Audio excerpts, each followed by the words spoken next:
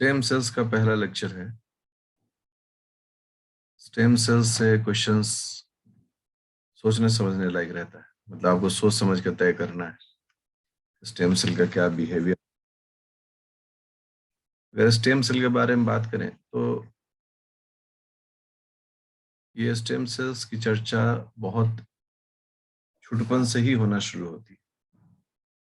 हम लोग कहते हैं कि ये वैसे सेल्स होते हैं जिनके पास डिवाइड करने की बड़ी कैपेसिटी होती है और खुद अपने जैसे सेल्स बना लेते हैं। ठीक है, मतलब इनमें ये क्षमता हमेशा रहती है, रिटेन द एबिलिटी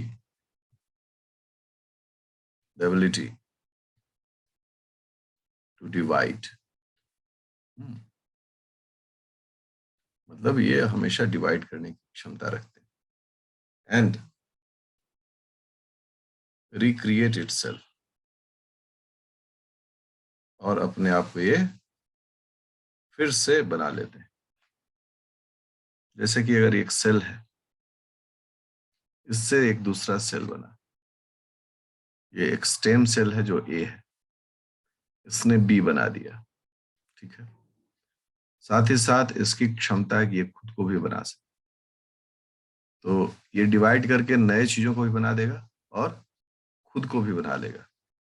इस तरह के इस कैपेसिटी कारण से हम लोग क्या कहेंगे कि ए इज स्टेम सेल, जो डिवाइड करके नया भी बना सकता है और अपने आप को भी फिर से ये बना सकता है। जहां पर ये जो बी है वह एक डिफरेंशिएटेड सेल कहलाता है। डिफरेंशिएटेड सेल है ना, जिसका काम स्ट्रक्चर सब फिक्स रहता है। और ये जो है रिक्रिएट, मतलब कि ये फिर से वापस स्टेम सेल हो गया। स्टेम सेल मतलब अनडिफरेंशिएटेड सेल्स, जो अभी तक ये पूरी तरह से बटा नहीं है, वो हमेशा जो आदेश आए पर वो काम करेगा, कोरा कागज है। ठीक है, अब स्टेम सेल्स जिस इलाके में रहता है वहां अकेले तो रहेगा नहीं, अब ग्रुप में होगा, एक बंच में होगा। उस बंच को हम लोग बोलते हैं स्टेम सेल निशे। टर्म आता है स्टेम सेल निशे। हैबिटेट एंड निश का जब डेफिनेशन होता है उसमें होता है वो खास एरिया, किसी भी हैबिटेट का वो खास एरिया जहां पर एक ही प्रकार के जीव रहते हो, उसे हम लोग निश कहते हैं। मतलब वो उसका एरिया होता है, वहां कोई दूसरा नहीं होगा। तो स्टेम सेल निश जो है, एससीएन शॉर्ट फॉर्म में से कहते हैं, ये वो एरिया है जहां पर स्टेम सेल्स मौजूद रहते हैं। मान लो कि ऐसे बहुत सारे सेल्स हैं, सारे स्टेम सेल्स हैं, तो ये जो स्टेम सेल्स का जो एरिया हो गया, खास एरिया, ये सभी सेल स्टेम सेल हैं। तो इस पूरे एरिया को हम लोग मिलाकर क्या कहेंगे, कहेंगे कि ये जो है साहब वो स्टेम सेल निश है, जहाँ सभी सेल्स जो है वो स्टेम सेल है। तो इस प्रकार से इसके निश का भी डेफिनेशन क्लियर होता है। अब ये जो स्टेम सेल निश है, यहाँ 3 प्रकार के सेल्स मिलते हैं हमें। पहला, जो स्टेम सेल है लेकिन अभी सोया हुआ है, उसे हम लोग बोलते हैं क्वीसेंस सेल्स। मतलब है लेकिन अभी एक्टिव नहीं है। दूसरे वे सेल्स होते हैं जो डिवाइड कर रहे होते हैं, और तीसरे वो सेल्स होते हैं जो डिफरेंशिएटेड होते हैं, डिफरेंशिएट सेल्स। तीनों का अपना अपना महत्व है। क्वीसेंस सेल्स वो हो गए जो कि अभी साइलेंट है, जब जरूरत पड़ेगा ये काम करेंगे। ठीक है ना, जैसे कोई टर्म नहीं आता, स्टोरेज है इस तरह का। जैसे सीड कैसे होता है, वो भी क्विसेंट टाइम रहता है, और जब उसको मॉइस्चर हीट सब कुछ मिलता है तो हम लोग कहते हैं कि वो जो है वो हो जाते हैं एक्टिव सेल्स। ऐसे सेल्स हैं उसमें जो डिफरेंशिएटेड है, और वो ऐसे सेल्स हैं जिनमें जो डिवाइड कर रहे होते हैं, जो काम कर रहे होते हैं, जो नए नए सेल्स को बना रहे थे। तो निश का अपना एक ये अपना मतलब नहीं समझे बाट बखरा है। अब जब बात आती है कि भाई ठीक है, जो ये सेल्स हैं या ये जो पूरा का पूरा निश है, ये सभी आपस में सेल मैट्रिक्स से जुड़े रहते हैं। ठीक है, इसे हम लोग बोलते हैं एक्स्ट्रा सेलुलर मैट्रिक्स या अधेशन मॉलिक्यूल्स। इसी टर्म को यहां पर बताया जा रहा है कि cell within the stem cell niche, stem cell niche में cells are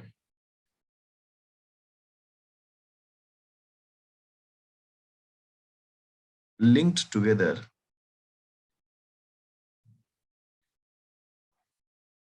through, मदद से वो जुड़े रहते हैं थ्रू adhesion molecules।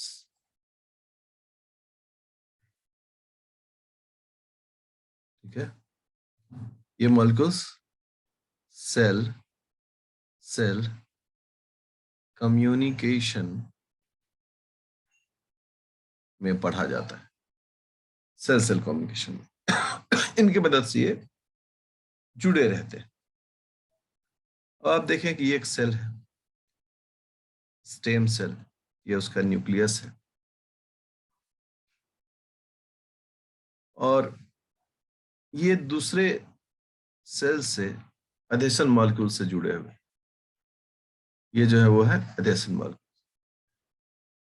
अब यदि इनको दो तरह के कंडीशन में हम लोग देखें, बात अच्छे से समझ में आएंगे। एक में कोई सिग्नल नहीं है, कोई भी चीज तो सिग्नल पर ही काम करता है, सिग्नल नहीं मिला उसको, तो ये सेल जिस स्टेज में है उस स्टेज में रहेगा, मतलब कि ये इस साइलेंट रहेगा, इसको हम लोग बोलते हैं क्या, क्विसेंट, क्विसेंट स्टेट, मतलब चुपचाप रहेगा, सीड जर्मिनेट नहीं कर रहा है, क्विसेंट स्टेट। और जब ये काम करने लगेगा, जब इसको सिग्नल मिल गया कि भाई चलिए लीवर सेल बनाइए, लीवर का सेल चाहिए, तो लोग क्या देखते हैं कि जो अधेशन मॉलिक्यूल्स होता है वह इससे खुल जाता है। ठीक है ना, मतलब अधेशन मॉलिक्यूल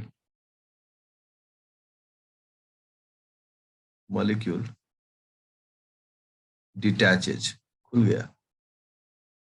जैसे ही खुलेगा वैसे ही ये डिवाइड करेगा एंड डिफरेंशिएट करेगा, जो काम करना है वो काम करेगा। तो इस प्रकार से एडहेशन मॉलिक्यूल का बड़ा इंपॉर्टेंट रोल जो है वह स्टेम सेल में देखा जाता है। द स्टेम सेल कॉन्सेप्ट में किसी भी स्टेम सेल के भविष्य को दो तरीके से दिखाया जाता है।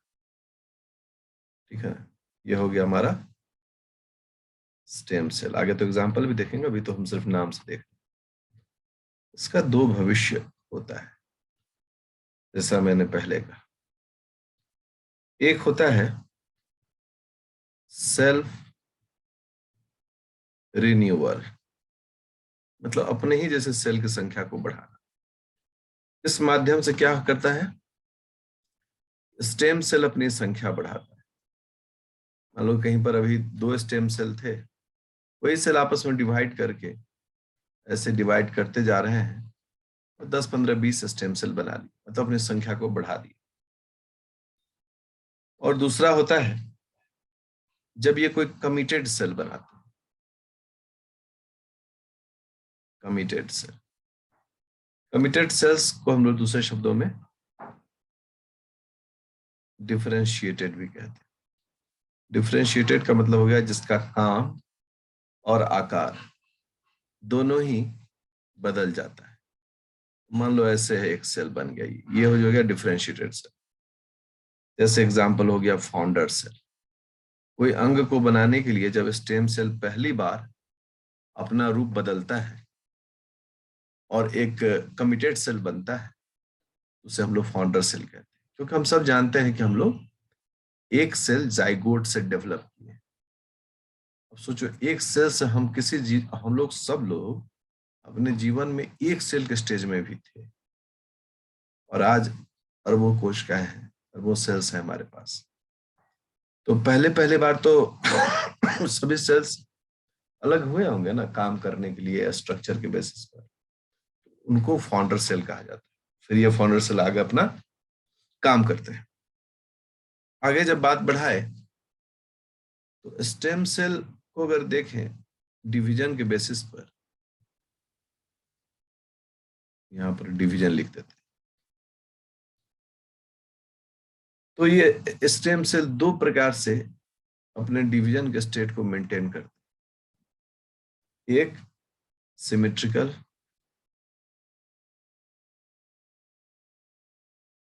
और दूसरा एसिमेट्रिकल। सिमेट्री मतलब हो गया कि भाई ठीक से एक समान बंटवारा हो गया, एक तरह से काम हो रहा है, बड़ा ज्यादा सब कुछ मिला जुला है, ठीक है ना।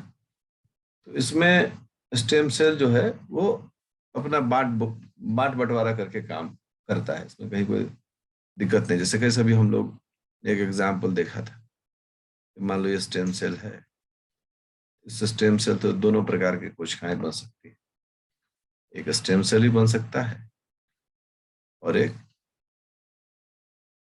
फाउंडर सेल ही बन सकता है, या कमिटेड सेल जो है इसको हम लोग कहते हैं। ये है कि हम सिमेट्री में बने हुए हैं, अपना काम कर रहे हैं। लेकिन एसिमेट्रिकल डिवीजन में क्या हो गया, एसिमेट्रिकल मतलब कि हमारा कोई काम का एक पर्टिकुलर फॉर्मेट नहीं। एसिमेट्री के कारण क्या होता है, पहला पॉइंट, ये स्टेबलाइज करता है किसको, stabilises the stem cells. Stem cells को ये स्टेबलाइज करके रखता है एक तरीका से, ठीक है ना। सेकेंड क्या है, फॉर्म्स डाउटर सेल्स, जिसको हम लोग डिफरेंशिएटेड यहाँ कह रहे हैं। तो सिमेट्री में है कि अपना तरीके से वो काम कर रहा है, बांट के छूट के मिला के जुला के। एसिमेट्रिकल में है कि कुछ स्टेबिलिटी में काम करेगा, कुछ मतलब बंटवारा कुछ ऐसा काम का फिक्स नहीं रहता। इसी क्रम में जब एक स्टेम सेल की मेच्योरिटी की बात आती है, हम लोग यहाँ लिखते हैं मैच्योरेशन स्टेज, मैच्योरेशन स्टेजेस या सीरीज ऑफ स्टेम सेल्स। इसको बहुत बारीकी से देखना चाहिए, क्योंकि यहाँ पर हर एक स्टेज अपना एक मतलब जो है वो सामने रखता है। स्टेम सेल में जैसे हम लोग बोल रहे हैं कि बड़ी कैपेसिटी होती है, तो इसमें सबसे पहला जो स्टेज है वो हम लोग बोलते हैं टोटिपोटेंसी का। ये जो टर्म है बहुत प्रसिद्ध टर्म है, बचपन से लोग पढ़ते हैं। अगर एक सेल अपने लीनिएज में सभी प्रकार के सेल्स को बना सकता, सभी प्रकार के सेल्स टाइप्स, सभी टाइप्स के सेल्स को बना सकता है, उसे हम लोग टोटिपोटेंसी कहते हैं। A stem cell has capacity to make all types of cells in its lineage. अपने lineage में अगर वो सभी प्रकार के सेल्स को बना सकता है तो वह टोटिपोटेंसी कहलाता है। मान लो कि कोई एक जीव है, मान लो कि ये एक कोई जीव है, करेक्ट। इस जीव में 10 टाइप के सेल्स, टाइप ऑफ सेल्स। अगर कहते हैं कि ये जो सेल है इसको मैंने से कलर कर दिया है। ये इससे दसों प्रकार के सेल बन सकता है, तो यह सेल क्या कहलाएगा? Totipotency cell. और कहेंगे नहीं तो तीनेटो बना सकता है, सात नहीं बना सकता है, तो वो हो जाएगा प्लूरिपोटेंसी सेल। देखिए सेकंड वाला जो है उसे हम लोग बोल रहे हैं प्लूरिपोटेंसी। प्लूरिपोटेंसी को डिफाइन जब करते हैं तो उसमें यही हम लोग कहते हैं कि ये जो है ना, ये एक लिमिटेड ऑर्गेन को सब्स्टिट्यूट करने की कैपेसिटी रखता है, ठीक है ना। तो ये बड़ा इंपॉर्टेंट एक मैटर है। और इसमें क्या बोलता है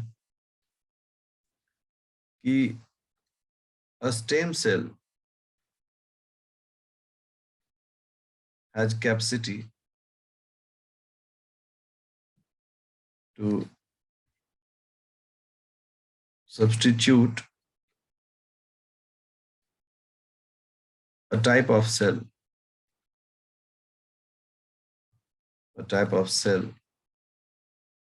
in the cell lineage of the organism. मान लो कोई ऑर्गेनिज्म है, उसमें कोई एक सेल किसी अंग का घट रहा है उसके लीनिएज में। अगर सिर्फ उसी सेल को सब्स्टिट्यूट कर दिया जाए तो वह स्टेम सेल क्या कहलाता है? Pluripotent cell. और ऐसे सेल्स पूरे शरीर में नहीं रहता है, ये किसी खास एरिया में रहता है। ये हो गया प्लूरिपोटेंट सेल्स। तीसरा जो है इसमें, that is called multipotent cells. Multipotent शब्द का ही जो है अपना अर्थ हो जाता है कि रिस्ट्रिक्टेड टाइप ऑफ सेल्स को बना सकते, ठीक है। स्टेम सेल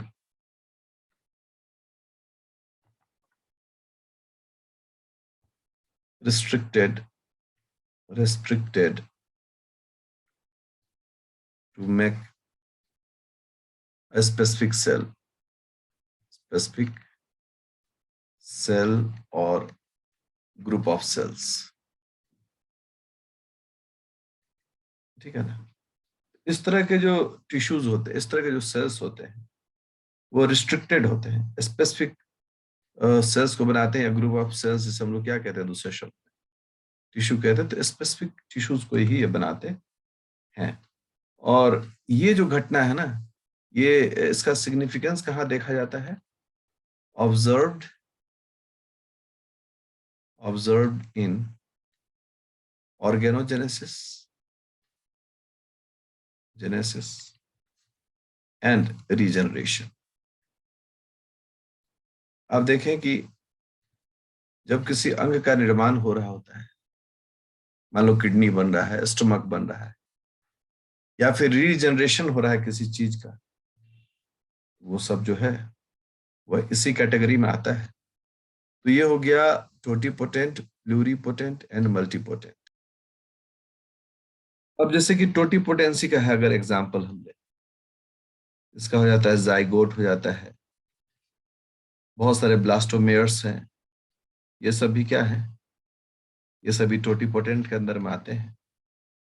प्लूरिपोटेंट का अगर हम एग्जांपल लें, इसमें एक एग्जांपल है जो ब्लास्टोसिस्ट, ह्यूमन ब्लास्टोसिस्ट में है, जिसको ICM ऑफ ह्यूमन ब्लास्टोसिस्ट कहते हैं, ह्यूमन ब्लास्टोसिस्ट। ये भी बड़ा एक यूनिक एग्जांपल है, इसके बारे में हम लोग को पढ़ना भी है, ठीक है ना। ये ICM जो है वो क्या होता है? ये होता है इनर सेल मास। अभी शॉर्टकट तुरंत लिख दिए, लेकिन एक्चुअली हमें इनर सेल मास लिखना चाहिए। इनर सेल मास, ब्लास्टोडर्म और इनर सेल मास में बटा रहता है, तो वो जो है वो इसका हिस्सा हो गया। और वहीं पर अगर मल्टीपोटेंट सेल्स की बात अगर हम लोग करते हैं, तो मल्टीपोटेंट सेल्स में जो बड़ा पॉपुलर एग्जांपल है जिसके बारे में हम लोग को पढ़ना भी है, वो एग्जांपल को अगर देखें, वो है ब्लड बनाने वाले cells, hematopoietic stem cells, hematopoietic HSC, hematopoietic stem cells, जो कि ब्लड के डिफरेंट टाइप्स को बनाता है। तो ये मल्टीपोटेंट सेल्स हो गए। अब इसमें से हमें एग्जाम्पल वाइज में चीजों को देखना है, ये हम लोग नेक्स्ट लेक्चर में देखेंगे।